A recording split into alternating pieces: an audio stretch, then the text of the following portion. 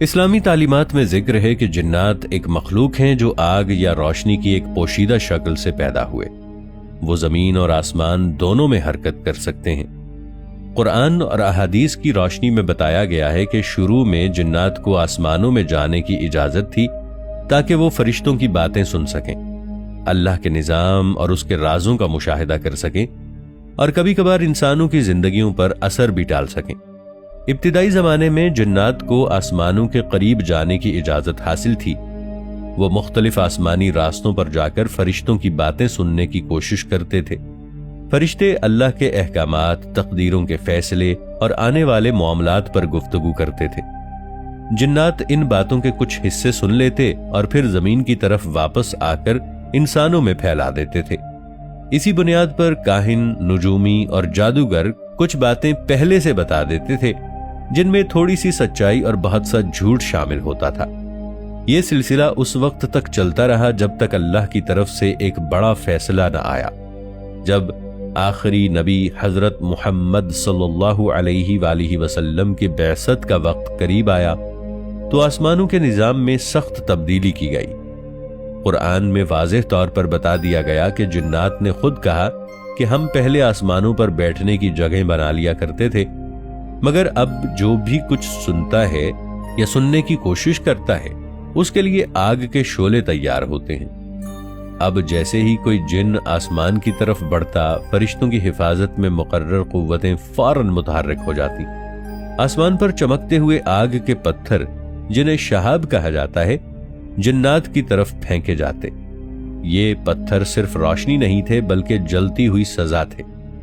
بہت سے جنات ان شعلوں کی زد میں آ کر جل گئے، کچھ بھاگ نکلے اور کچھ زمین پر گر کر تباہ ہو گئے۔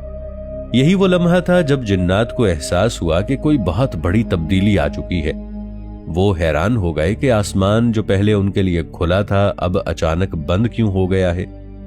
جنات کے گروہ زمین میں پھیل گئے اور ایک دوسرے سے پوچھنے لگے کہ آخر آسمان اور زمین کے درمیان یہ نیا نظام کیوں قائم ہو گیا ہے۔ اسی تلاش کے دوران جنات کا ایک گروہ حجاز کے علاقے میں پہنچا، جہاں نبی کریم صلی اللہ علیہ وآلہ وسلم فجر کے وقت قرآن کی تلاوت فرما رہے تھے۔ یہ مقام وادی نخلا تھا۔ جنات نے جب قرآن سنا تو وہ رک گئے، خاموش ہو گئے اور پوری توجہ سے سننے لگے۔ ان پر واضح ہو گیا کہ یہی وہ کلام ہے جس کی وجہ سے آسمان محفوظ کر دیا گیا ہے، اور یہی وہ پیغام ہے جس نے جنات اور انسانوں کے درمیان پرانے نظام کو ختم کر دیا ہے۔ جنات نے واپس جا کر اپنی قوم سے کہا کہ ہم نے ایک عجیب اور طاقتور کلام سنا ہے جو سیدھے راستے کی طرف رہنمائی کرتا ہے۔ انہوں نے مان لیا کہ اب آسمانوں پر جانا ممکن نہیں، کیونکہ اللہ تعالیٰ نے اپنے آخری پیغام کی حفاظت کے لیے آسمانوں کو سخت پہرے میں دے دیا ہے۔ یہی وجہ ہے کہ آج بھی جب انسان کی آسمان میں تیزی سے چمکتی ہوئی روشنی دیکھتا ہے تو وہ دراصل اس نظام کی یاد دہانی ہے جو جنات کو آسمانی باتیں سننے سے روکنے کے لیے قائم کیا گیا۔ یہ محض ایک قدرتی منظر نہیں بلکہ ایک روحانی اعلان ہے کہ اب وحی محفوظ ہے، پیغام مکمل ہے اور کسی مخلوق کو اس میں مداخلت کی اجازت نہیں۔ یہ واقعہ جنات کی تاریخ کا سب سے بڑا موڑ تھا۔ اس کے بعد جنات کے علم، طاقت اور رسائی پر واضح حدیں قائم کر دی گئیں۔ اب وہ نہ فرشتوں کی بات چرا سکتے ہیں، نہ تقدیروں میں جھانک سکتے ہیں، اور نہ ہی آسمانی فیصلوں تک پہنچ سکتے ہیں۔ پابندی کے بعد جنات کی دنیا میں صرف خوف نہیں پھیلا بلکہ ایک خاموش ٹوٹ پھوٹ شروع ہو گئی۔ وہ جنات جو خود کو آسمانوں کے قریب سمجھتے تھے اچانک زمین کی حدوں میں قید ہو گئے۔ ان کی طاقت وہی تھی مگر راستے ختم ہو چکے تھے۔ یہ پہلا موقع تھا جب جنات نے خود کو کمزور محسوس کیا۔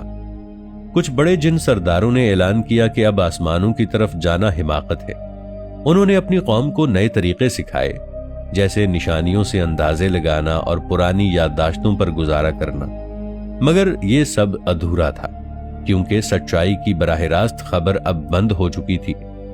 اسی دوران کچھ نوجوان جن ایسے بھی تھے جو خاموشی سے پہاڑوں اور سنسان وادیوں میں چلے گئے۔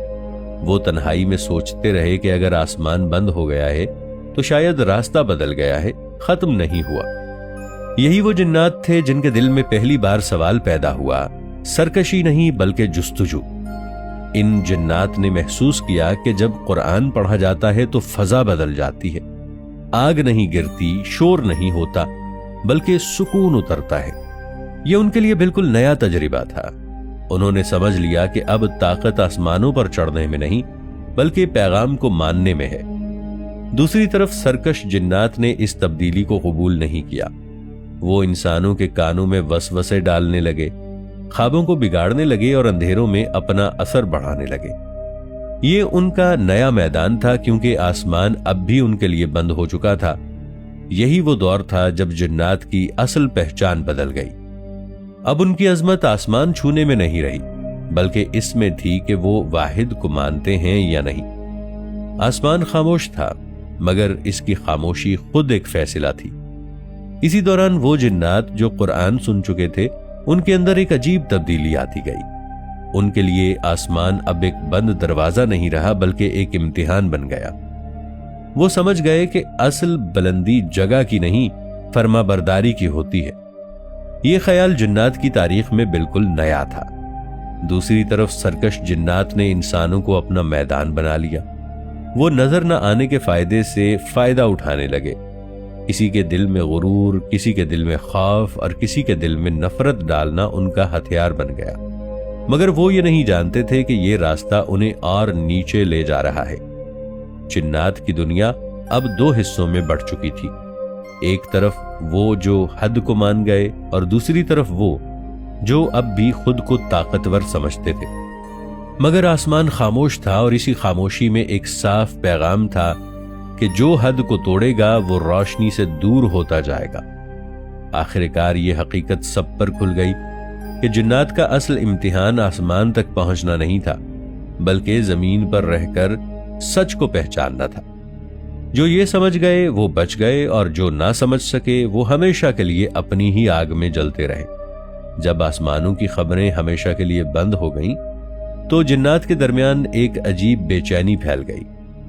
وہ جو صدیوں سے غیب کی باتیں چرا کر اپنی برتری ثابت کرتے تھے، اب خالی ہاتھ رہ گئے تھے۔ ان کی مجلسوں میں خاموشی چھا گئی، کیونکہ اب سنانے کو کچھ نہیں تھا۔ اسی خاموشی میں جنات نے ایک خطرناک راستہ چنا۔ انہوں نے اندازوں اور قیاس آرائیوں کو سچ بنا کر پھیلانا شروع کر دیا۔ جو بات کبھی سنی نہیں اسے گھڑ کر بیان کیا جانے لگا۔ یہی وہ لمحہ تھا جب جھوٹ نے علم کی جگہ لے لی۔ بہت سے جنات خود بھی اس دھوکے میں آ گئے کہ وہ اب بھی کچھ جانتے ہیں، مگر جب کچھ جنات ایسے بھی تھے جو اس تبدیلی کو سمجھ گئے۔ انہوں نے مان لیا کہ جو علم چھین کر لیا جائے وہ علم نہیں رہتا۔ انہوں نے آسمان کی طرف دیکھنا چھوڑ دیا اور اپنے اعمال کی طرف دیکھنا شروع کیا۔